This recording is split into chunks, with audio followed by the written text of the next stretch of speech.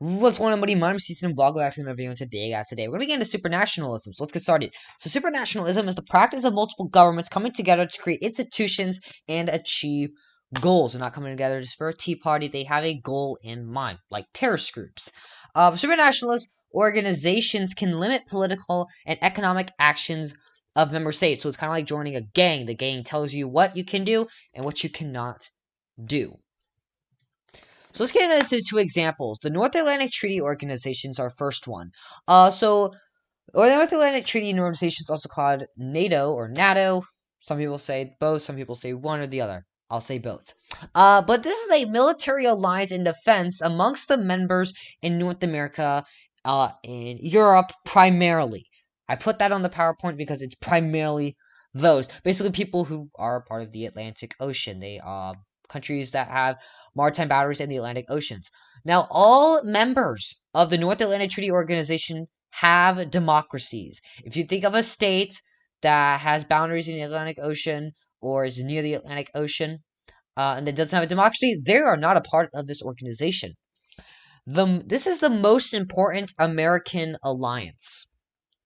So when you think of like on a AP exam, it asks you important American alliances as in like FRQ or an MCQ. Think of North Atlantic Treaty Organization. This provides military alliance. So if one country that's not a part of this attacks one country that is, then the whole organization, all those member states, are going to be like, you attacked us all, and then they're going to go against them. So they're going to have the other country, the member states, backs. Now let's get into the Arctic Council. So this is to promote and solve Arctic issues among its states, environment, indigenous people, and development. So the Arctic region, they're trying to figure out, how to help its environment. There's global warming, so how can we preserve the Arctic area, the people, the animals?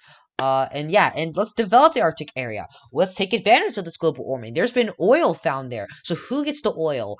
How do we distribute the oil equally in the high seas that's not given to territorial boundaries of states? If you guys want to learn more about that, I have a video on the law of the sea. It's going to have a card above the video. Click on it to learn more. But yeah, that's the goal of the Arctic Council. So a lot of environmental aid, or the states that are a part of the Arctic, what they can do, what they cannot do, just to solve issues and, promote those issues, address them, let them be known. Communication technologies have let those spread across the world, have let those ideas spread. Now, there's different types of nationalism, different goals of nationalist organizations. One is military. So these are countries that create organizations to stop violence against certain countries, a group of countries, or people. We see this with the North Atlantic Treaty Organization. So they're here to promote peace, provide security, and create military alliance.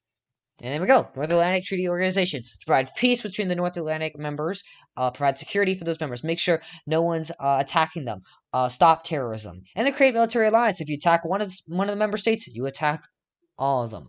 And of course, they don't want violence. They want to have peace. Let's solve this like men. Let's play chess, or let's meet somewhere. Stuff like that. Then there's economic nationalism. They could do, make a nationalist organization for money. Countries and groups together support each other economically to increase markets, maybe have a common currency.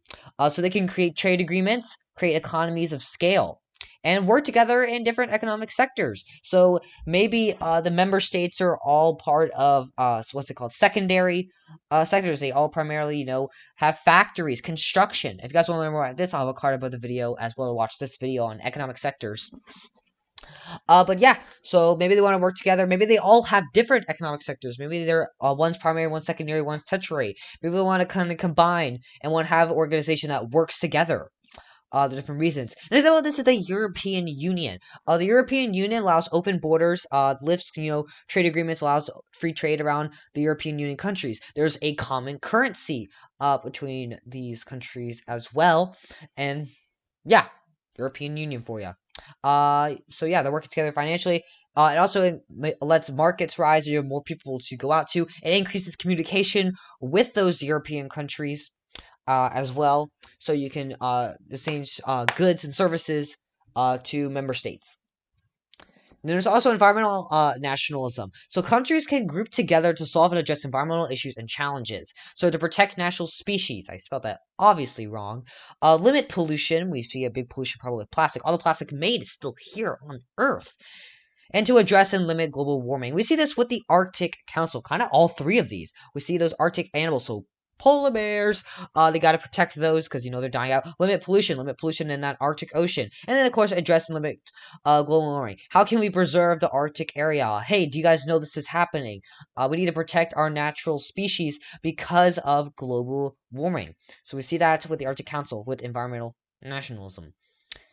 And that's the end of the video. Please subscribe if you're new. It's free. You can change your mind later on. Comment, leave your criticism. I love criticism. Like the video. It helps me out. Lets people also know my video is a thing. Complete the skill check on the screen. It'll help you. If you want to learn something new or teach other people new things, join my Discord server. The link is in the description down below. That's all I got for you. So, adios.